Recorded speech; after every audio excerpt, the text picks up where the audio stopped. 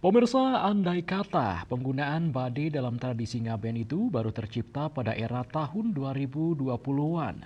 Niscaya tinggi badai maksimal tidak akan melebihi 3 meter. Hal ini mengingat saat ini kabel utilitas sering dipasang melintang jalan dengan ketinggian yang rendah, di sekitaran 3 meter dari permukaan tanah.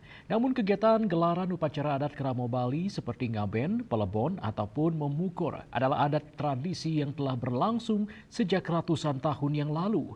Dengan demikian, pemasangan bentangan kabel utilitas yang muncul akibat modernisasi dan teknologi sudah semestinya menyesuaikan dengan adat tradisi yang telah berlangsung lama di Bali.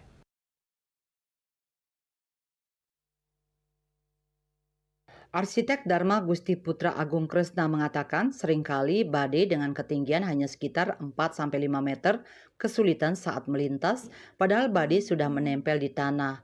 Terlebih lagi jika ada krama yang mengarak dengan kereta roda. Kondisi dikotomi antara adat tradisi dan modernisasi ini tentu tidak boleh dipertentangkan, namun justru harus dicarikan jalan solusinya.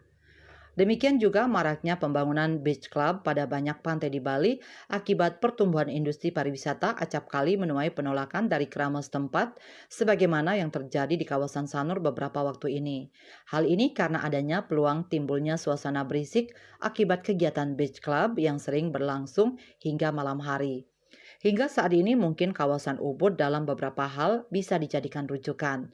Meski kawasan Ubud dikenal sebagai wilayah yang banyak dikunjungi wisatawan asing, hingga saat ini kawasan tersebut berhasil meredam munculnya kehidupan malam yang hiruk-pikuk penuh kebisingan dengan menatanya melalui berbagai paruman adat tradisi.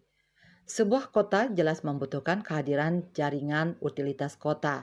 Pada dasarnya, jaringan utilitas kota adalah aneka jenis jaringan yang diperlukan guna mendukung dan memperlancar berbagai kegiatan keseharian warga kotanya.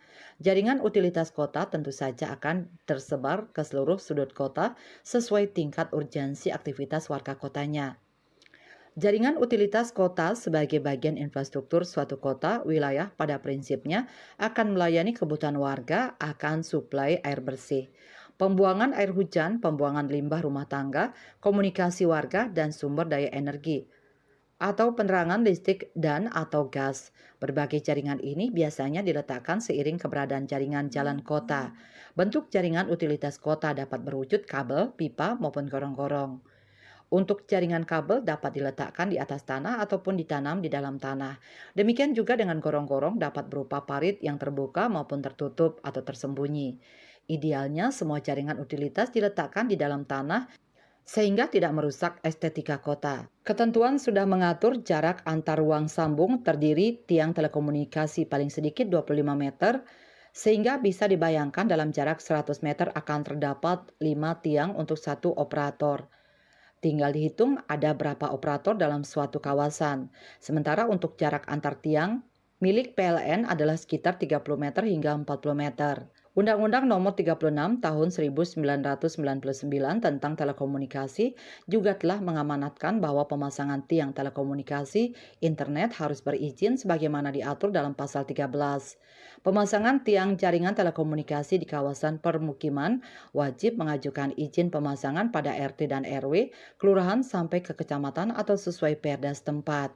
Harus ada unsur estetika dan keselamatan safety bagi warga dalam menata utilitas kota.